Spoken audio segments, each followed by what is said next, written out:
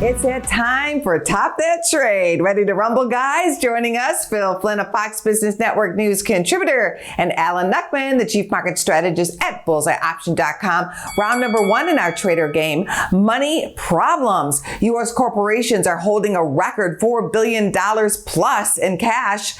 What are your thoughts on the holdback as the market attacks all-time highs? Well, I think it's a problem, but only for the bears. I mean, they can use this money if they so choose for share buybacks or to buy other companies to increase their revenue. So, it's a good problem to have. They're getting a nice, healthy interest rate return on that cash, $4 trillion cash, which is $1 trillion more than before the pandemic. So there's a lot of cash out there. But what I'm telling people is you got to lock these nice rates in, because if I look out to the futures market, September of 2026, there's going to be rates are projected to be around 4%. So that's 1.5% lower. That adds up when you got $4 trillion. Holding on to cash, sometimes it's a good thing, sometimes it's a bad thing. And you have to look at each individual company.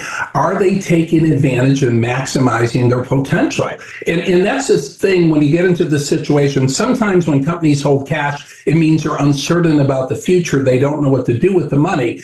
So the smart companies are going to take advantage of this. We continue to talk about artificial intelligence, how it's going to change every business on the face of the earth. And the smart companies will take some of that cash and perhaps invest it in revolutionizing whatever type of business they're in. Round number two, bronze medal, second chance. Gold and copper have had wild swings this year, both up and down, as traders take profits. But what's the better buy, the gold medal or going for the bronze? If you're a long-term investor, this is the type of break you have been waiting for. When you look across the gambit, we have a structural shortage on copper, palladium, platinum, and these markets are really undervalued compared to the rest of the market. So I would be looking for opportunities on the pullbacks, not get them ready to throw the baby out with the bathwater.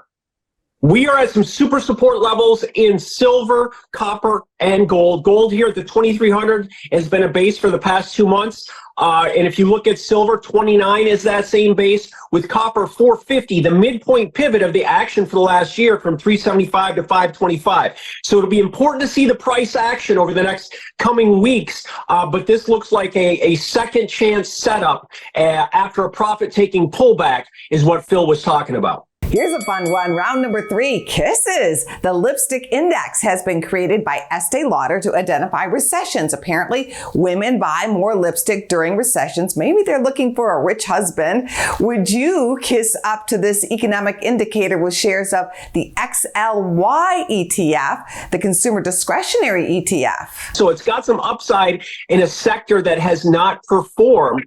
But looking at the Estee Lauder stock, Estee Lauder stock has been straight down. It's 70% off its 2022 top. So that might be a stock to start keeping an eye on from risk-reward standpoint. But it's interesting that the lipstick is inverse. I would have never thought that, but I'm just a man, that, people, you said women buy more lipstick when things are bad.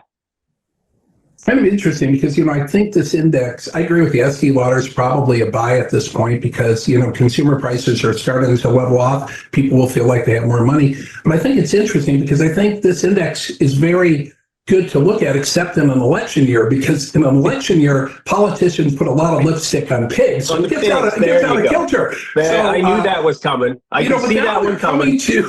Now they're coming to the moisturizer index. You're saying lipstick isn't as good of an indicator as moisture.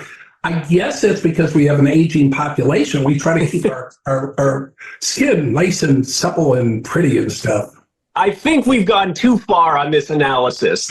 Well, there's always a hemline economic indicator. Oh boy. Let's keep it moving to the bonus round question for today. The U.S. stock and bond markets will be closed next Wednesday in honor of Juneteenth. Can you name the first state to end slavery? Was it Michigan, Pennsylvania, or Ohio? I should know that.